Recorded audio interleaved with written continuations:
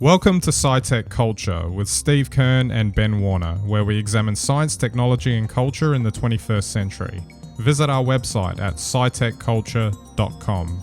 I'm sitting here chuckling on this nice wintry day, being nice and cozy indoors, ingesting lots of media, Steve. We've been off for a couple of weeks. Our last topic was about Trump being a convicted felon, and this week, I think we're still recovering from the debate that happened between Joe Biden and Donald Trump. If you want, anyone out there, you feel free to go and watch any number of billions of clips that are out there now. All the talking heads, calling for Biden's head, that he needs to go, all that sort of stuff. I'm not, for the purposes of this, we're a culture show. That's part of the name. I don't think we have politics in the name. Oh my God, what culture have we just witnessed? That's right. And I guess before we get into our main topic, we actually want to talk about Apple Intelligence today. But the one thing I did want to touch on with this particular topic was it just felt to me like a sorry state of affairs that we've gotten to, at least with the US. You got to wonder about, the health of their political system has had a question mark over it for some time now. But that whole thing seemed to be a representation of that lack of health, for lack of a better term, that this is, people aren't enthused with these two choices, and you go, yeah, because, is this the best that, the US, for all of their hundreds of millions of people in their country, could come up with? But the thing that was even more disturbing was how everyone went off the deep end afterwards about Biden's performance. And I'm not going to sit here and say that it was, certainly from a perception standpoint, it was far from great. and the fact that, Trump was lying the whole way through, and that was barely picked up because, someone got it into him about how to present, how would you call it? The perception of a disciplined performance was there. That you can't argue that was not there, despite what he was saying. It doesn't actually matter what he was saying. It was how he was coming across. Obviously, Biden didn't have that, and he didn't have that rhythm.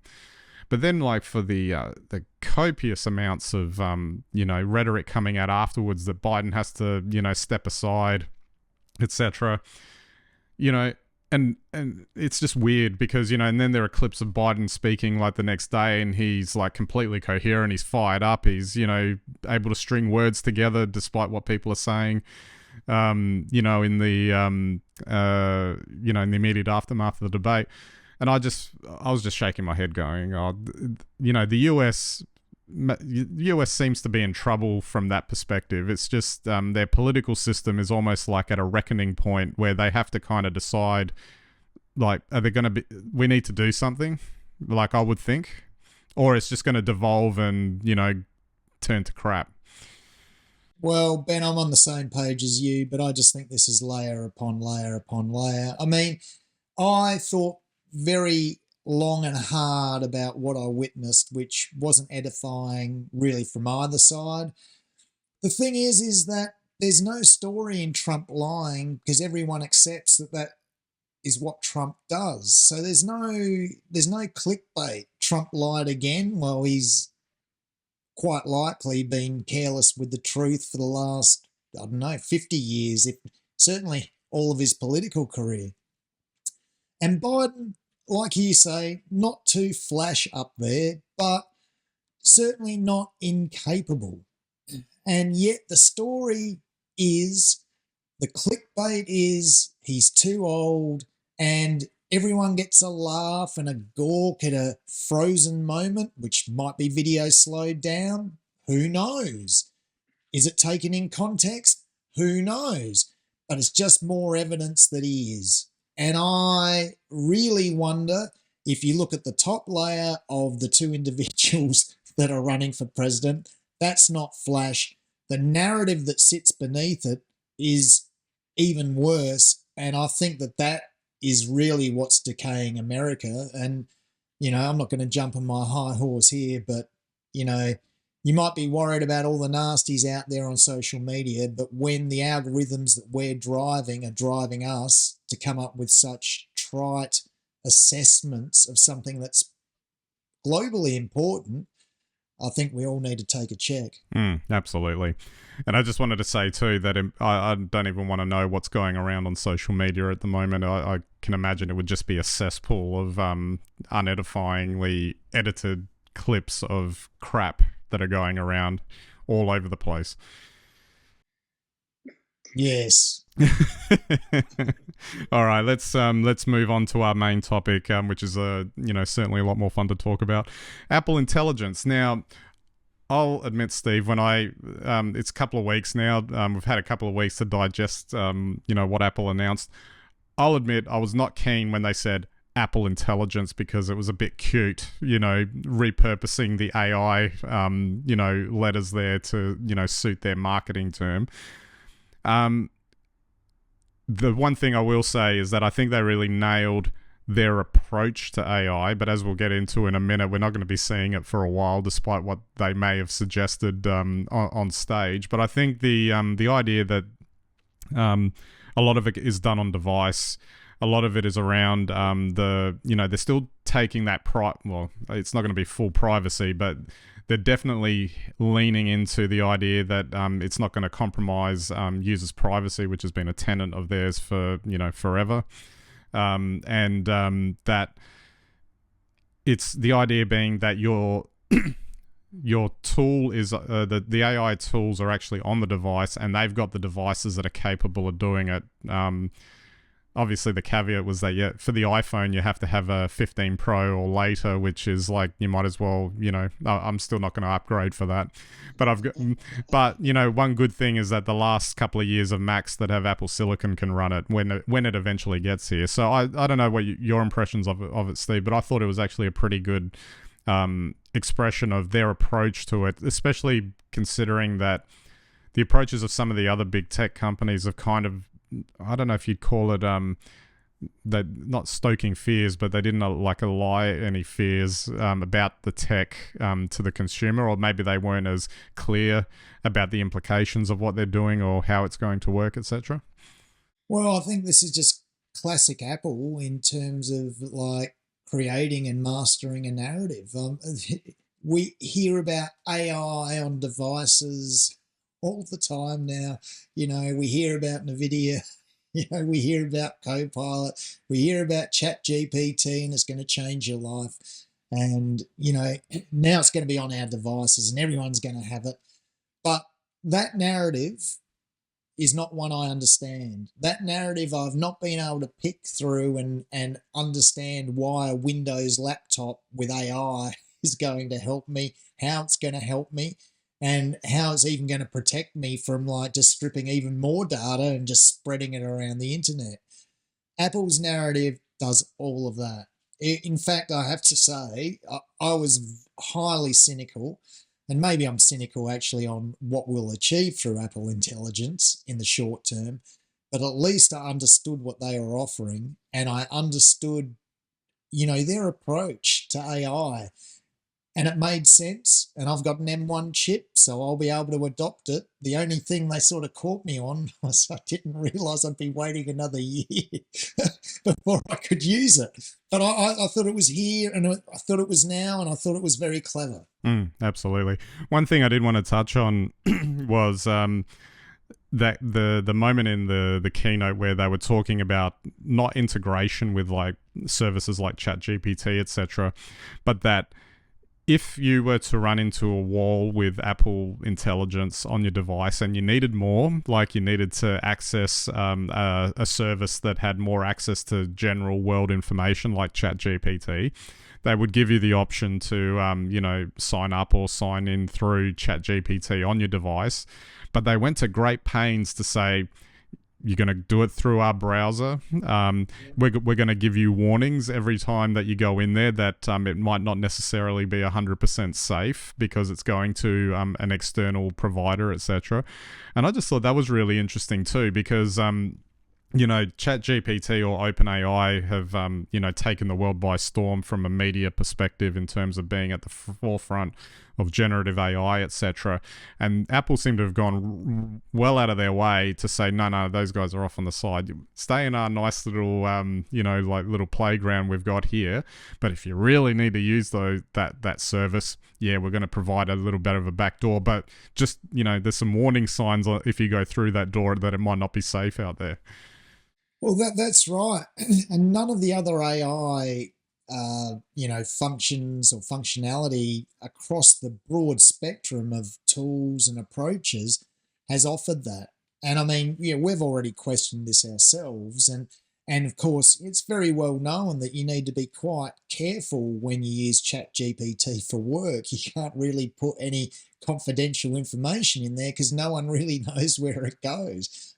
I sometimes wonder with some of the answers I get back from ChatGPT that somebody's putting some very detailed stuff in there because there's no way ChatGPT could make that stuff up. So, I think the Apple approach to putting the AI function on your device and giving you the option, if that's not enough, to go to the larger resource is so clear. It makes you understand how AI works, and it makes you understand actually how the Apple products work. I mean, I certainly have no idea how Copilot works, but then that's no big deal because I've got no idea how Windows works. Absolutely. One of the I think that this is a good flex for their hardware too, I think. Because essentially it's saying that, it's because of our Apple Silicon devices that, we can power all of this stuff. And I thought that was interesting from that perspective as well.